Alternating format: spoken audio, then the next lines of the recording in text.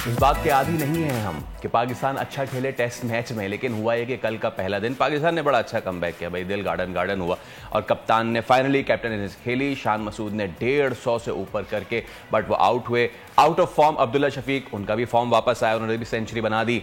But Babar बेचारे वो एक बार फिर पता नहीं क्या हो गया, 1 साल से ज़्यादा हो गया बाबर के बल्ले से कोई सेंचुरी नहीं आई है। मिस्टर डिपेंडेबल सऊद शकील इस वक्त क्रीज पे मौजूद हैं। नसीम शाह आए थे नाइट वॉचमैन के तौर पर। तो पाकिस्तान ने 300 से ज़ायद रन बना दिए पहले दिन के खेल के बाद। तो अब मुल्तान की विकेट कैसा बिहेव करेगी, आज दूसरे दिन क्या करना चाहिए पाकिस्तान टीम को, इस सब पे बात करेंगे। क्रिकेट एनालिस्ट फवाद मुस्तफ़ा साहब हमारे साथ मौजूद हैं। फवाद भाई गुड मॉर्निंग, अस्सलाम वालेकुम। और खुशगवार हैरत हुई कल जब पाकिस्तान ने बैस बॉल क्रिकेट अपना ली और शान मसूद की इनिंग्स का जो है तारीफ करनी होगी इसकी। देखिए, बहुत ही शानदार आगाज पाकिस्तान क्रिकेट टीम ने किया। ना सिर्फ आउटकम हुए, साथ साथ अगर आप देखें तो जिस तरह का रन रेट रहा तो बड़ी ही शानदार परफॉर्मेंस रही। बट जिस किस्म का विकेट है, ये एक्सपेक्ट किया जा रहा था। इस विकेट पे बाउंस भी कम है, स्पिन भी नहीं हो रहा और पहले दिन आपको बैटिंग मिल गई, तो बड़ी आइडियल सिचुएशन थी जिसका पूरा फायदा पाकिस्तान क्रिकेट टीम ने उठाया। अब देखना है कि आने वाले दिनों में क्या रहेगा, क्योंकि आपको याद होगा बांग्लादेश के अगेंस्ट एक टेस्ट मैच में 450 पे डिक्लेयर करके भी हार गए थे। तो ये अब देख रहे हैं कि हम कितने रन्स करते हैं और उसके बाद इंग्लैंड का जवाब कैसा रहता है, ये सबसे इम्पोर्टेंट है। अगर तो हम 550 पौने 600 रन कर लेते हैं और उसके बाद हम इंग्लैंड को जल्दी आउट कर लेते हैं, तब तो सिचुएशन बड़ी मुख्तलिफ रहेगी और बड़ी आसान हमारे हाथ में रहेगी। लेकिन ये चीज कहने में ज्यादा आसान है, लेकिन करने में इतनी आसान नहीं, क्योंकि बॉलर्स के लिए बड़ी मुश्किल कंडीशन है। मौसम भी गर्म है और विकेट में ऐसे अभी तक कुछ नजर नहीं आ रहा। अगर कुछ होगा भी तो तीसरे दिन के आखिर में या चौथे दिन में जाके कुछ ऐसा होगा। वैसे फवाद साहब, पाकिस्तान को बड़ा अच्छा आगाज मिला है, कितने रन बनाने चाहिए पाकिस्तान को? देखिए, कोशिश तो ये होनी चाहिए कि इतने रन कर दिए जाएं कि दूसरी इनिंग्स ना आए। कि आप खेले भी तेज हैं तो 600 के करीब अगर रन हो जाएं तो वो एक बड़ा अच्छा टोटल होगा। लेकिन आज पे बहुत डिपेंड करता है कि आज सुबह का सेशन कैसा रहता है। बाबर भी आउट हो चुके हैं, सऊद शकील हैं, रिजवान है, सलमान अली। असल मुझे प्रॉब्लम पता है रन से ज्यादा जो है वो ये है कि हम 20 खिलाड़ी कैसे आउट करेंगे जी। क्योंकि हमने अपनी बॉलिंग जो है ना, आप देखें, हमने 8 नंबर तक बैटिंग, हमने आमिर जमाल को भी खिला दिया, सलमान अली आगा भी हैं। तो हमारी अप्रोच जो थी इस विकेट पे वो ये थी कि जी लंबी बैटिंग हो।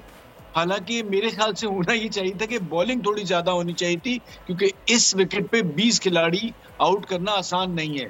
मतलब आप 2 बार इंग्लैंड को आउट करें, तो ये एक इशू है। और साथ साथ आप देखें कि आपके फास्ट बॉलर्स भी पिछली सीरीज में भी स्ट्रगल करते रहे फिटनेस के हवाले से भी, और लंबी बॉल इस 40 डिग्री सेंटीग्रेड में करनी पड़ेगी, तो वो एक इशू है।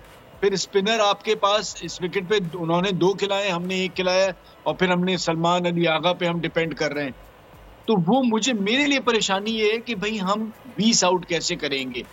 और हमारा जो सोच कहीं ना कहीं नजर आती है वो ये थी या है कि पहले तो ड्रॉ कर लो, फिर उसकी तरफ जीत के बाद लिए देखेंगे। And I guess draw won't help in World Test Championship as well, Fawad भाई। अच्छा, हम बॉलिंग की तो ज़रूर बात करेंगे, लेकिन पहले हमने अच्छी सारी बातें कर ली।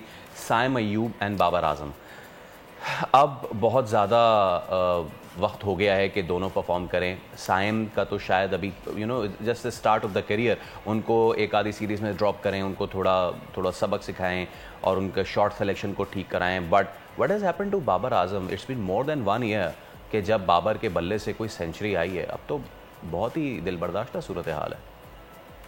देखिए, बाबर नजर कल भी आ रहा था, स्ट्रगल कर रहे हैं। जितनी उन्होंने गेंदें खेली हैं उसके बाद 30 रन किए, तो एक मुश्किल फेज से तो बाबर गुजर रहे हैं, इसमें तो कोई दो राय नहीं है।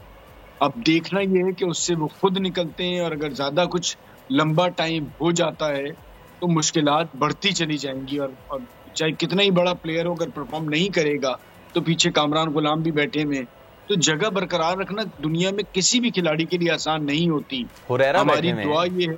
फवाद भाई, हुरैरा बैठा हुआ है, फिर ओपन करता है। मिडिल ऑर्डर में तो कामरान गुलाम ऑलरेडी मतलब परफॉर्म कर ही रहा है ना। तो किसी भी बड़े प्लेयर के लिए कोई दुनिया भर में अगर आप परफॉर्म नहीं करेंगे तो जगह भी आपके हाथ से चली जाती है। अभी तो मेरे ख्याल से दूसरी इनिंग्स भी है, आने वाला टेस्ट मैच भी है, तो इतना आसान तो उनके लिए भी नहीं होगा निकालना, लेकिन बाबर से उम्मीदें उनकी और पूरे पाकिस्तान की, सारी दुनिया की हैं। तो अब यही देखना है कि वो कैसे इस फेज से निकलते हैं। लेकिन हाँ, ये जरूर है कि वो बाबर नजर नहीं आ रहा जो बाबर होता था। तो उसके लिए अब उन्हीं को उससे निकलना पड़ेगा। लेट्स सी क्या होता है, और अगर वो नहीं निकलते तो ऑब्वियसली कोई ना कोई उनकी जगह भी ले सकता है। यस, और ये तो स्केयर हमेशा रहना चाहिए। अच्छा फवाद भाई, मुल्तान और पाकिस्तान की जो यादें हैं मुल्तान ग्राउंड पे, मुझे जो सबसे मेरी मेमोरेबल एक है वो है शोएब अख्तर, और शोएब अख्तर का वो जो डेडली स्पेल था जिसने इंग्लैंड की विकेटें जो है वो बुरी तरीके से शोएब अख्तर ने जो है वो इंग्लैंड को एक्सपोज कर दिया था against the pace. Now coming back to 2024, हमारे पास शोएब अख्तर नहीं है, हमारे पास पेस नहीं है। So in our bowling kitty we have Shaheen Shah Afridi, हमारे पास नसीम शाह हैं और अबरार हैं और आमिर जमाल हैं, और सलमान अली आगा से हम काम ले लेंगे। मीर हमजा के साथ कोई इशू था क्या? अच्छा, मुझे खैर समझ नहीं आया क्योंकि आपने शाहीन को रेस्ट कराया और उसके बाद फिर शाहीन आ गए हैं। तो अब ये डिसीजन तो सारा कोचेस का है, और आप देखना है कि आने वाले दिनों में कि ये जो फैसला था कितना ठीक था।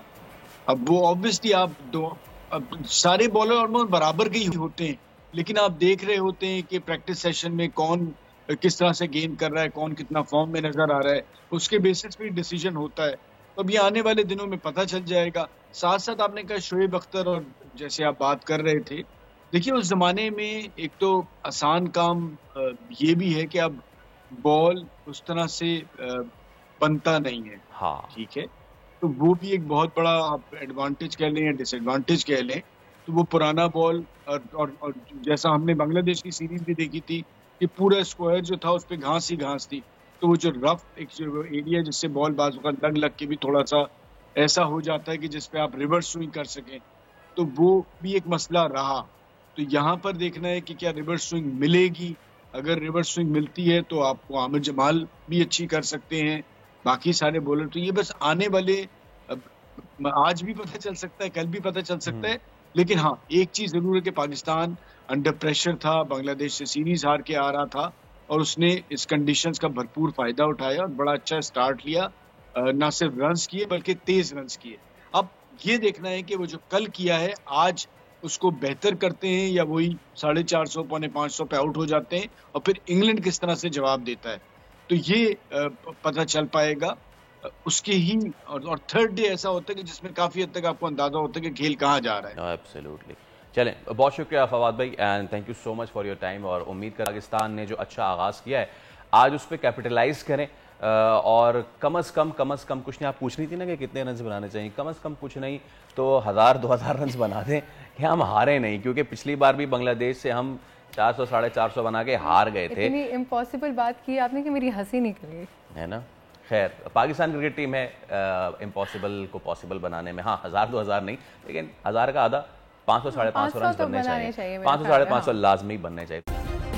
सब्सक्राइब करें और बेल दबाएं ताकि कोई खबर रह न जाए।